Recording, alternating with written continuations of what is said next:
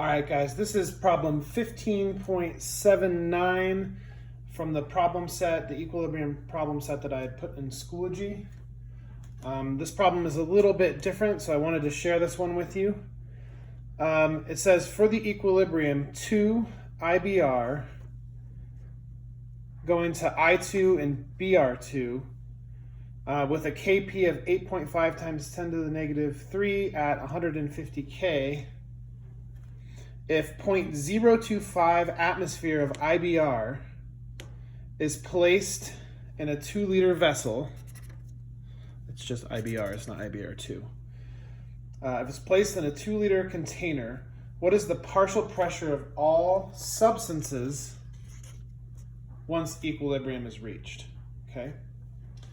So the very first thing that you want to do is understand what the equilibrium expression should be. Okay, so Kp, since this is partial pressure, you're solving for atmospheres, is equal to products over reactants. So the two products are I2 and Br2. These are not squared since there was no coefficient in the balanced equation. Our reactant here on the bottom is squared. It's the partial pressure of IBR squared. Okay, so once you realize what you're working with, you might then also be able to realize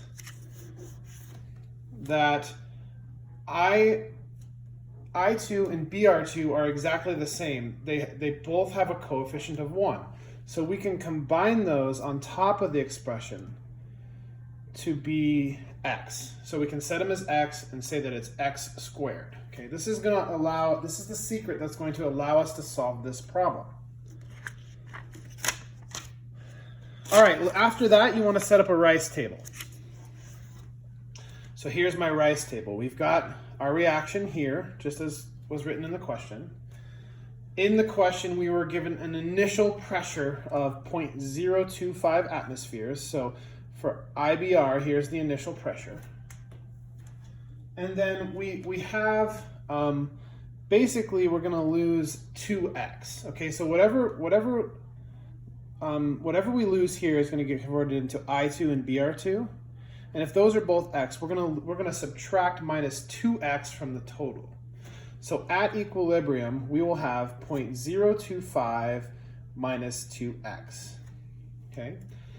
Now, we didn't start with any I2 or Br2 in the reaction. Those only accumulate over time. So we can set those to 0. And then we can say that we're going to gain plus x of these two products. And whatever that plus x is, that's also going to be our equilibrium concentration. Okay? And this is our goal right here, to get to the equilibrium concentrations.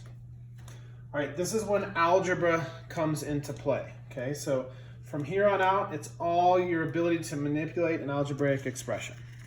Okay?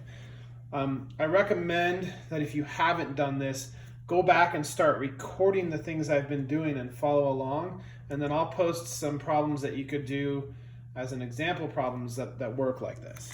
Okay. All right, so we've done our Rice table.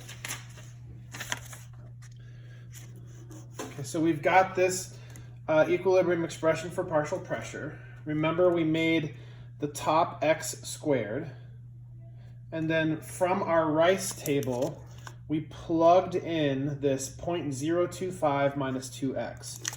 Remember, our equilibrium concentration, we decided was 0.025 minus 2x. That's what's plugged in here, okay? Now remember, that was also squared because the equation had a coefficient of 2, so we had to have that squared. All right, now that we have this set up, one last thing. Here is Kp. They gave it to you in the question. It's 8.5 times 10 to the negative 3. Now we got to take the square root of both sides. Okay? This is when you want to plug things into your calculator to verify that you're getting the same numbers I get, so you feel confident when you do another problem. So I'm showing here, we're taking the square root of this side and the square root of this side. This is the Kp. And this is our equilibrium expression. So we've taken the square root of both sides. Okay, once we've taken the square root of both sides, you get this top expression, okay? Here's the result of taking the square root of the left side, and this 0.0922 is the result of taking the square root of KP. All right, now we can just solve, right? If we multiply both sides by this denominator here, we'll get this expression where x equals 0.0922 times 0.025 minus 2x. So we've just multiplied this by both sides. Okay, now right here, you're just going to distribute. So you'll distribute this 0.0922 into both of these terms, and that's what you get here once you distribute, okay? Note that this is 0.1844x over here because there was an x in that second term, which is 2x. Okay. All right, now, once we distribute, we can subtract this term here, which has x in it, from the x on this side. Actually, sorry, let me clarify that. We have to add this to both sides. When we add this here, it cancels out. We'll have to add it to the x. So here's what I have here, x plus 0.1844x. When you add, and you have to add those together, and you get 1.1844x, okay? This number here is alone by itself, okay? Now that you have that, if you want to solve for x, you can simply divide both sides by this 1.1844, both sides, and then you get your answer, okay? But what is actually x that we're solving for? X is the concentration of these products, I2 and Br2. They'll be equal to each other, but that's what x is. So after you've divided, you get x equals 0.0019. That's 1.9 times 10 to the negative 3 moles per liter. All right, so I2 is 1.9 times 10 to the negative 3 molar, and Br2 is 1.9 times 10 to the negative 3 molar. Okay, so there's our concentrations of I2 and Br2. Remember, the question asked you, what was the equilibrium concentration of all three species in the chemical reaction? So that's only I2 and Br2. What about this IBR substance, this reactant here, okay? Well, look at this chart. We said that this reactant at equilibrium is going to be 0.025 minus 2x.